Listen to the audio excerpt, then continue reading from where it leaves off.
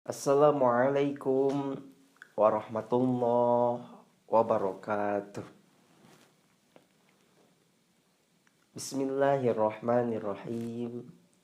Alhamdulillahilladzi hadana li hada wa ma kunna linahtadiya laula an hadanallah.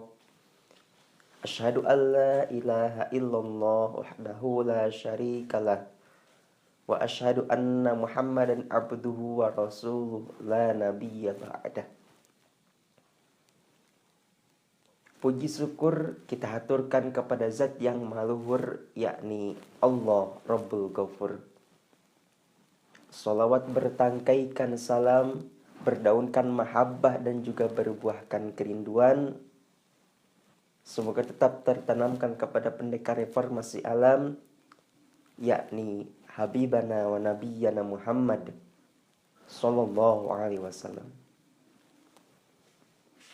Kepada keluarganya yang mulia, para sahabatnya yang tercinta, dan juga kepada kita selaku umatnya, mudah-mudahan selalu mendapatkan syafaat yaumil akhir. Amin. Ya Allah, ya Rabbal Alamin. Ibu Dr. Hajah Yeti Haryati, MPD yang saya hormati, juga tidak lupa kepada rekan-rekan seperjuangan yang saya cintai dan juga saya sayangi. Alhamdulillah, dalam kesempatan ini kita masih bisa melakukan pembelajaran meskipun via daring, tapi mudah-mudahan tidak mengurangi rasa semangat kita dalam pembelajaran kali ini. Dalam kesempatan yang sangat singkat ini, saya akan sedikit berbicara yaitu mengenai pendidikan dalam pandangan Islam. Sebagaimana kita ketahui bahwa yang namanya pendidikan adalah suatu pembelajaran, kebiasaan suatu kelompok yang diturunkan dari generasi ke generasi berikutnya melalui pelatihan, pengajaran, atau penelitian. Nah, lalu yang menjadi pertanyaannya adalah, apakah penting pendidikan dalam pandangan Islam? Nah, jawabannya sangatlah penting. Mengapa demikian? Sebab wahyu pertama yang diturunkan oleh Allah Subhanahu wa taala kepada Rasulullah Shallallahu alaihi wasallam yaitu adalah lafaz Iqra. Artinya bacalah. Nah, kalau kita kaji lagi, ini merupakan tamsil bagi kita semua, yaitu betapa pentingnya memiliki pendidikan. Dengan pendidikan, orang yang tadinya tidak bisa membaca bisa membaca, yang tadinya tidak bisa menulis, yang tadinya tidak bisa menghitung bisa menghitung. Nah, makanya dalam Islam kita diperintahkan untuk berpendidikan. Sebagaimana dalam suatu keterangan dijelaskan, utlubul ilma minal mahdi ilal lahdi, yaitu tuntutlah ilmu dari mulai buayan hingga ke liang lahat. Nah, ini merupakan perintah bagi kita semua, yaitu untuk menuntut ilmu dari mulai kita lahir hingga kita meninggal. Agar apa? Yaitu agar kita semua bisa menjadi orang-orang yang berpendidikan. Nah, namun pendidikan dalam perspektif Islam bukan hanya ilmu pengetahuan saja, melainkan harus dibarengi dengan yang namanya keimanan.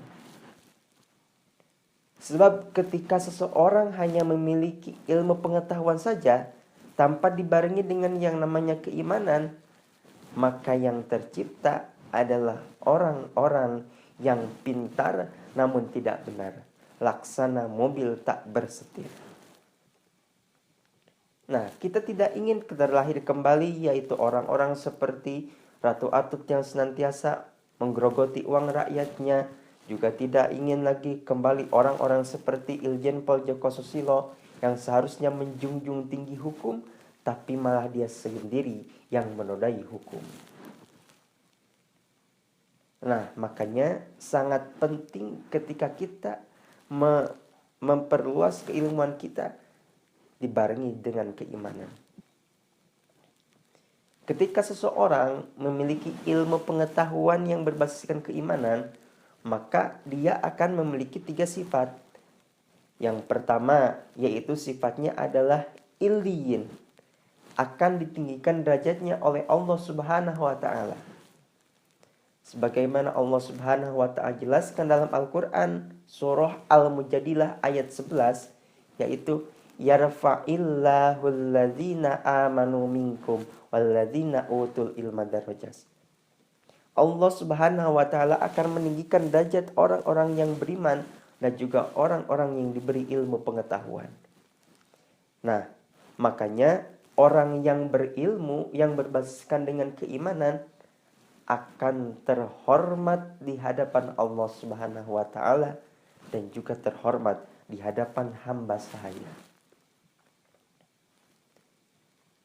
Lalu yang kedua, orang yang berilmu pengetahuan yang berbasiskan dengan keimanan, maka dia akan memiliki sifat latif, yaitu halus, lemah lembut, tidak kasar, tidak pendendam, juga tidak pernah melakukan ujaran kebencian. Itulah orang yang berilmu yang dibarengi dengan keimanan. Kemudian lagi yang ketiga, orang yang berilmu dan juga dibarengi dengan keimanan, maka dia akan memiliki sifat mulk, yaitu sifat kepemimpinan. Memiliki sifat adil, toleransi, bijaksana. Nah, itulah sifat-sifat yang akan dimiliki oleh orang yang berilmu dan juga memiliki keimanan. Oleh karena itu, saya mengajak kepada teman-teman semua, mari kita memperluas keilmuan kita dan juga memperdalam keimanan kita. Ketika iman sudah mengkristal di dalam dada, kemudian lagi ilmu pengetahuan sudah kita kuasai dan juga kita miliki, maka mau jadi apapun kita nanti, mau jadi polisi, polri, pramugari, maka kita akan menempati profesi yang dibutuhkan oleh negeri dan juga akan mulia di hadapan Ilahi Rabbi. Jadi kesimpulannya, sangat penting pendidikan dalam pandangan Islam. Ketika seseorang sudah memiliki ilmu pengetahuan dan juga memperdalam keimanannya, maka dia akan menjadi orang yang berguna bagi nusa, bangsa, dan juga agama. Mungkin hanya sekian yang dapat saya sampaikan. Kurang lebihnya mohon dimaafkan. Ditutup billahi taufiq wal hidayah. Wassalamualaikum warahmatullahi wabarakatuh.